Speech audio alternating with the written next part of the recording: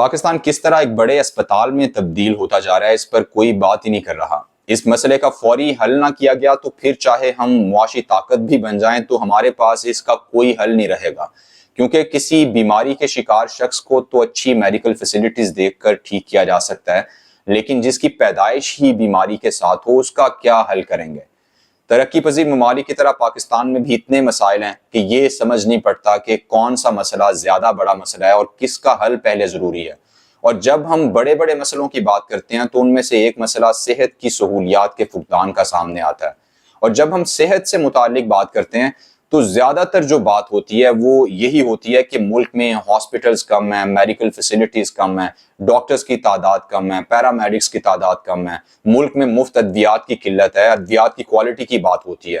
اور پھر ہم بیماریوں کے شکار افراد کی بات کرتے ہیں کہ شوگر میں پاکستان سب سے آگے آ گیا ہے، بلڈ پریشر کے شکار کتنے ہی لوگ ہیں، کینسر بہت تیزی سے پھیل رہا ہے، اور یقیناً یہ سارے ہی کنسرن صحت سے جڑے ہوئے ہیں، لیکن ہم جو بیمار ہیں ان کی صحت کے بارے میں تو بات کر رہے ہیں، مگر جو نئے پیدائشی بیماروں کی پروڈکشن ہو رہی ہے اس پر بہت ہی کم بات ہو رہی ہے۔ ہم بیمار پیدا ہونے والے بچے کی بیماری کو دور کرنے کی تو بات کر رہے ہیں، اس کو میڈیکل فیسلٹیز دینے کی بات کر رہے ہیں، لیکن وہ بیمار پیدا کیوں ہو رہا ہے اس پر بات نہیں ہو رہی، اور جب اس پر بات ہی نہیں ہو رہی تو پھر اس کے سدے باب کا تو خیر کیا ہی سوچنا ہے۔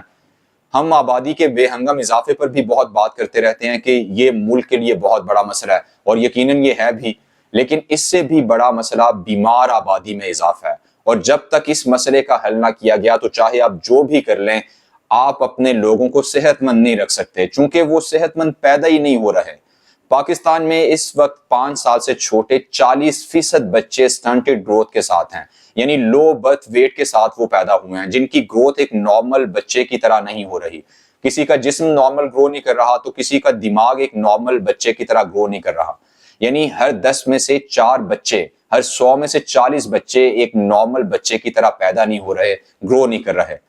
اور اس کی بنیادی وجہ میل نیوٹریشن یا انڈر نیوٹریشن یعنی خوراک کی کمی ہے۔ 80% خواتین جو ریپروڈکٹیو ایج میں ہیں وہ وٹامن ڈی کی کمی کا شکار ہیں، 52% میں وٹامن اے کی کمی ہے، 41.7% خواتین خون کی کمی کا شکار ہیں، 14.4% انڈر ویٹ ہیں، 24% اوور ویٹ ہیں۔ ایسے ہی 31% خواتین اینٹی نیٹل کیئر ان کی نہیں کی جاتی، یعنی قبل از پیدائش جو کیئر کی جانی ہوتی ہے، اور 66.8% خواتین کی پوسٹ نیٹل کیئر نہیں ہوتی، جو کہ بعد از پیدائش کیئر کی جانی ہوتی ہے۔ اس مسئلے کی ایک وجہ تو خوراک کی کمی ہے، اور ایک وجہ یہ بھی ہے کہ پاکستان میں 37% بچے 2 سال سے کم گیپ سے پیدا ہو رہے ہیں، جس وجہ سے وہ ماں اور بچہ دونوں ہی مختلف مسائل کا شکار ہیں۔ آپ اندازہ کریں، یہاں فیملی پلاننگ کی بات کر لی جائے تو سب لوگ بھڑک اٹھتے ہیں کہ اوہو یہ تو غیر اسلامی بات ہو گئی ہے، اور اسلام نے ہی جو ایک فیملی پلاننگ کا نظام دیا ہوا ہے اس کی یہ پاسداری ہو رہی ہے کہ 37% بچے 2 سال سے کم گیپ سے پیدا ہو رہے ہیں، اور وہ بھی آدھی جسمانی و دماغی صحت کے ساتھ۔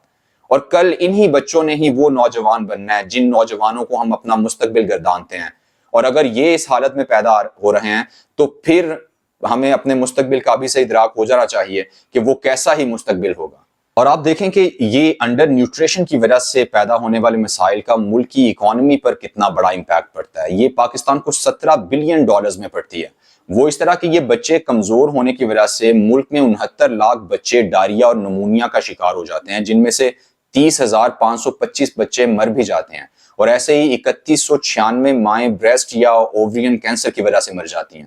$17 بلین جو پاکستان کی جی ڈی پی کا 3% بنتا ہے، جو صرف اور صرف اس وجہ سے خرچ ہو رہا ہے کہ مدر اینڈ چائلڈ کیئر نہیں ہو رہی۔ آپ سوچیں کہ اگر یہی پیسہ پہلے لگا لیا جائے اور مدر اینڈ چائلڈ کیئر ہو جائے تو ہم تندرست اور توانا جسم اور ذہن پیدا کرنے میں کامیاب ہو جائیں گے، اور ملک کو ایک بڑے اسپتال میں تبدیل ہونے سے بچا لیں گے۔ تو حکومت کو چاہیے کہ ٹھیک ہے، معیشت کی بہتری کے لیے کام بہت ضروری ہے، آپ کرتے رہیں، لیکن اس کا امپیکٹ آنے میں 15-20 سال لگتے ہیں۔ لیکن ان 15-20 سالوں میں جو 2.5-3 کروڑ بچہ ہم کمزور جسم اور کمزور دماغ کا پیدا کر لیں گے، ان کا آپ کے پاس کیا حل ہوگا؟ اور کل پھر یہی بچے آگے بھی بچے پیدا کریں گے، تو اس طرح یہ سائیکل چلتا جائے گا۔ تو آج اگر سب سے پہلے آپ نے کچھ کرنا ہے تو مدر اینڈ چائلڈ کیئر کے لیے کچھ کریں، اور یہ کوئی راکٹ سائنس بھی نہیں ہونی چاہیے۔ ہر شادی رجسٹرڈ ہوتی ہے، اس کے بعد ان کا ایک پراپر اور مسلسل میڈیکل ایگزامینیشن کا سسٹم بنایا جا سکتا ہے۔ ہر جوڑا اس بات کا پابند کیا جا سکتا ہے کہ 3 ماہ بعد وہ اپنا طبی معائنہ ضرور کروائے، تاکہ کوئی بھی آنے والا بچہ یا اس کی ماں حکومت کی نظروں سے اوجھل نہ ہو سکے۔ اسپتال، ڈسپینسریز ہر جگہ پر موجود ہیں، جہاں نہیں ہیں وہاں بنائی جا سکتی ہیں۔ تو صرف ایک فیصلہ کرنے کی ضرورت ہے، اور یہ ایک فیصلہ ہماری نسلیں سنوارنے کے لیے کافی ہوگا، کیونکہ تندرست جسم ہی تندرست دماغ کی ضمانت ہے، اور تندرست دماغ کسی قوم کی تشکیل کی بنیاد بنتے ہیں۔